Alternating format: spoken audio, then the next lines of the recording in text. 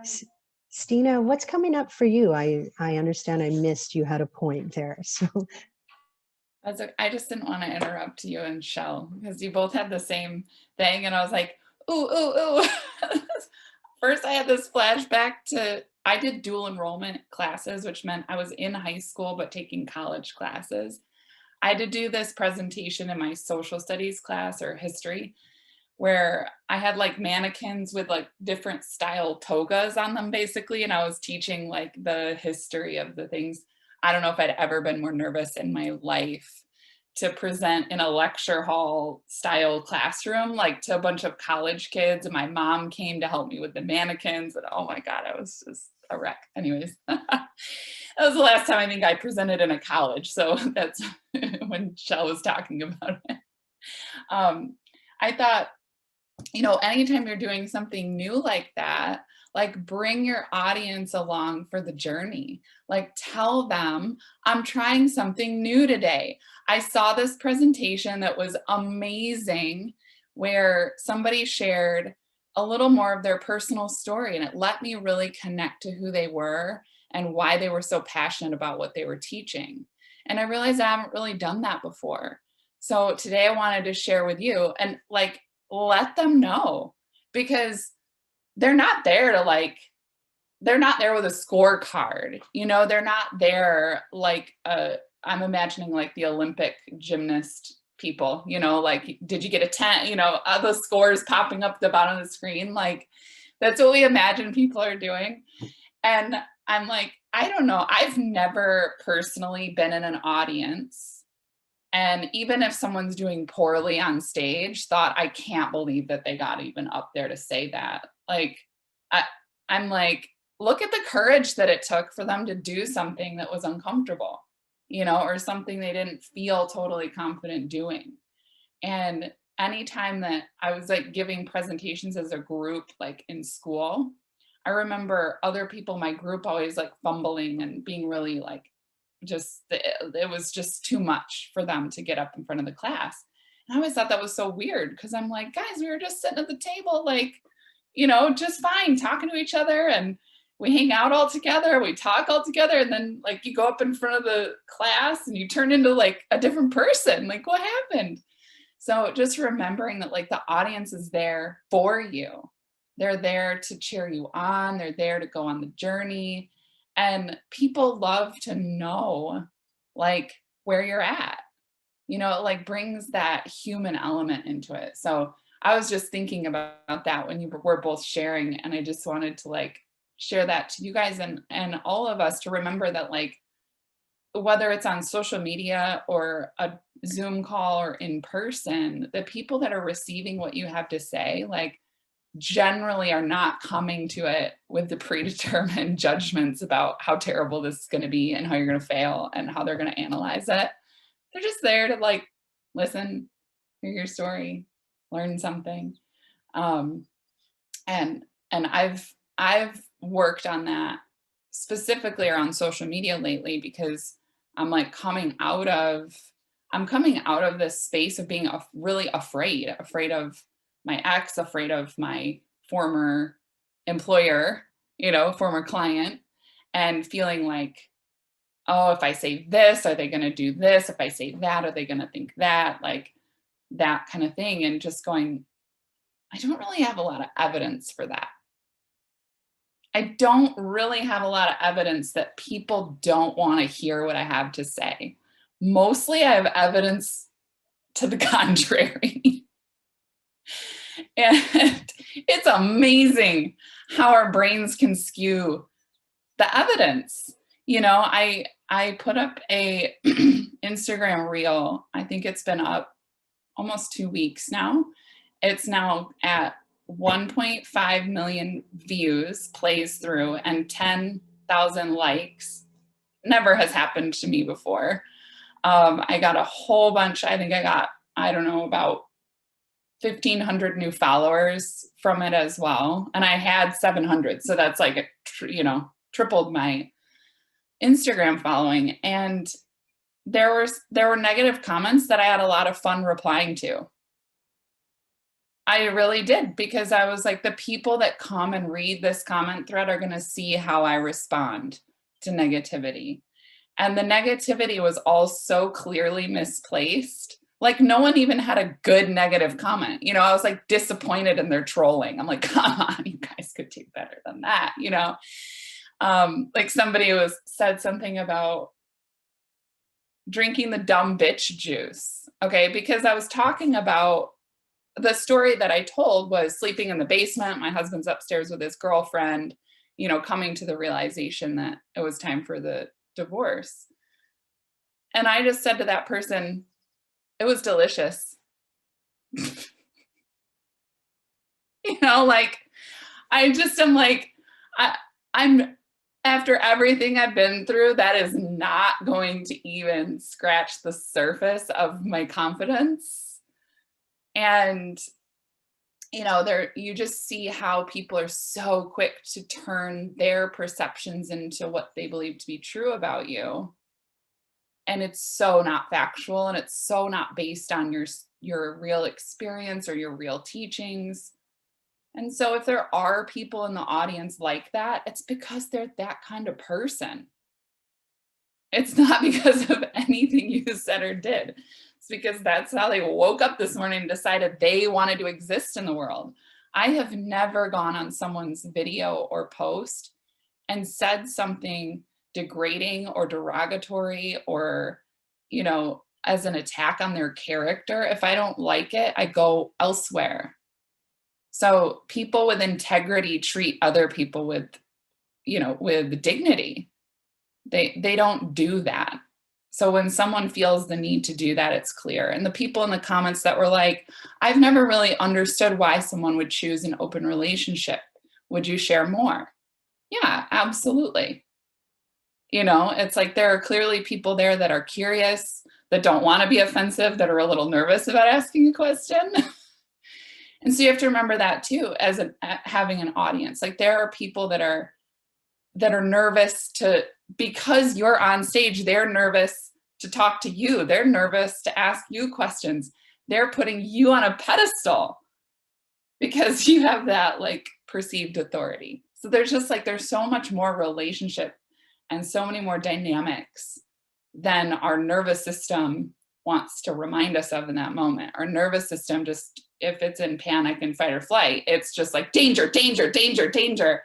It's not going, it's not observing the audience. It's not like reading the room and connecting and going, oh, like they look like they're really engaged. I'll look at them and smile. This person looks like they're confused. Maybe I could pause and ask if anybody needed clarification on something. Like, you know, it's just that slowing down and like letting it be real and human, you know. And I've gotten some private messages too, where like I've met this amazing woman because she just messaged me and said she could relate to my reel.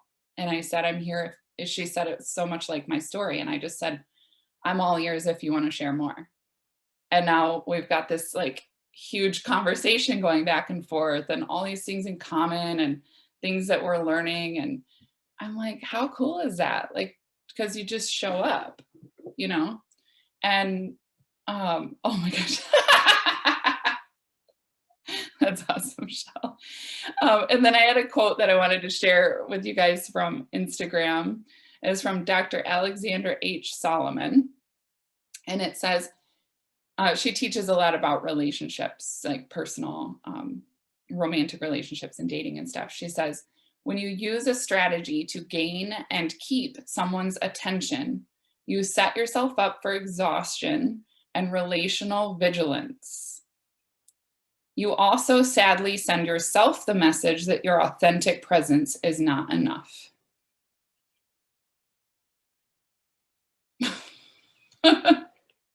Yeah. So, my partner's version of that is, I just want you to be your sustainable self. And that's what he's told me from day one. I just want you to be your sustainable self.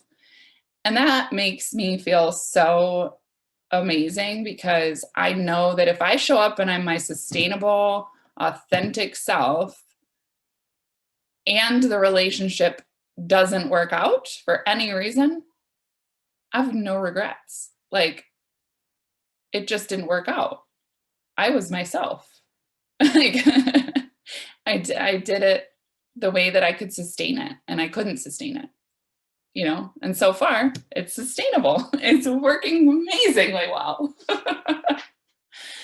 So yeah, I've been asked, that's been my like letting go of the strategy, letting go of all of the things that I think I need to do and have to do and I'm supposed to do with my business, with my content, with my messaging. And then I do that and I have a viral Instagram reel, you know, and I have people like reaching out to me for things. Like, it's just like the energy clearly changed because I'm just like, okay, like I'm just gonna like be myself and see what happens. Because I told Foy, I go, well, worst case scenario, if my business isn't where it needs to be, which is what I've been going, okay, I've got this much in savings, I've got this much coming in. How long does it last before I got to get a job? Right. And I was like, well, if I have to get a job in the fall, what would I want to do right now? I'm like, I would want to enjoy the fuck out of not having a job. That's what I would want to do. Because having a job is going to be hell. So if I've only got 6 months left of no job, then every minute better feel amazing. Like, I just need to be like, this is amazing, this is amazing, this is amazing, because I don't have to have a fucking job right now. And then I was like, but what if that's what works? What if that's the thing that leads to success, that then I don't have to have the job, right? So, oh my gosh, it's just like those duh kind of things are like, of course that's what would work because it's sustainable, because I can do that every day. I can show up and be myself. And, you know, this morning I was really inspired to write about living wage and minimum wage because I'm learning a lot about these things. And there's also the piece of like, we glorify this 100K month. That's barely a minimum, or I'm sorry, a living wage in Michigan. If you make 100K as an entrepreneur and only have $100 or $1,000 to $2,000 a month in expenses, which is still very low, you're just at living wage, which just means you can live an average life. Okay, it's 100K is not, I'm rich, go buy the $1 million home, where's my BMW? Like, it's not that. It's just a living wage. It's just a salary. It's just a basic salary. And Michigan ranks 11th for cost of living in the states. Out of 50 states, that's how low we are. There's only 10 other states lower than our cost of living. So I'm basing this all on being a single mom living in Michigan. And so it's like, this is something that like, I don't teach on money. I don't teach on economics. I don't have an activist agenda, but I'm like, I have a perspective on this that I don't see anyone else talking about. I have something to say that's important. And I'm like, where do I put this? You know, like, where do I put it out? And I asked myself that, and I was like, you put it out everywhere. You put it out in a video, you put it out in a post, you put it out on your blog, you put it out to your email list. And just start these important conversations, because that's what I'm noticing when I go out there and I say, I was in an open relationship, I had a divorce. Like, people want to ask questions, and I'm like, I'm here for the conversation.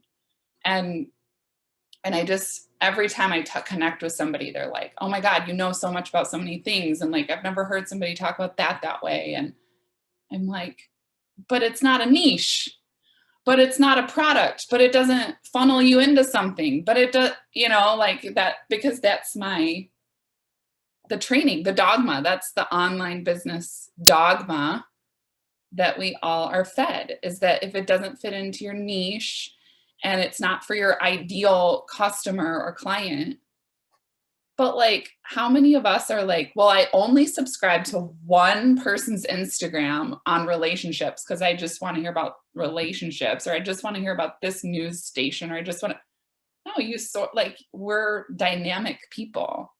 So why do we think that somebody wants this like one-dimensional, one-topic version of us? When I find those people online, I'm bored within a month. I'm like, thank you for teaching me literally everything I think you could have taught me on your live streams. I'm not compelled to buy anything else from you because like, I don't know, it just kind of feels like you're going to keep repeating the same things all the time. I'm bored already, you know? So I've got a list of ideas that are coming in and things that I'm like so excited about. And they're all just like, I feel like I'm a kid again. I feel like I'm like, ooh, what could we make today? You know, like what's in the scrap box? What can I do with it? What's, you know, like go outside and just like build things and pretend, like be in that like imagination energy. And when I do that, the way people respond to me, like I can't even tell you, it's ridiculous. The energy is next level. Like I mean this like not in a, I don't know how to say this. It's like everybody's like, can I get in bed with you? Like that's the energy. And it's like in such a wonderful way where they're just like, yes, yes, yes, more kind of a thing. And I'm like, okay, well, I can keep doing this.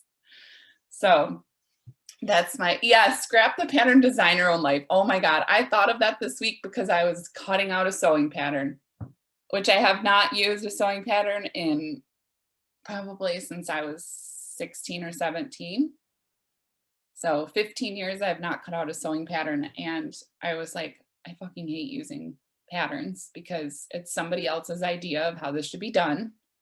And I don't get to influence every little bit of it.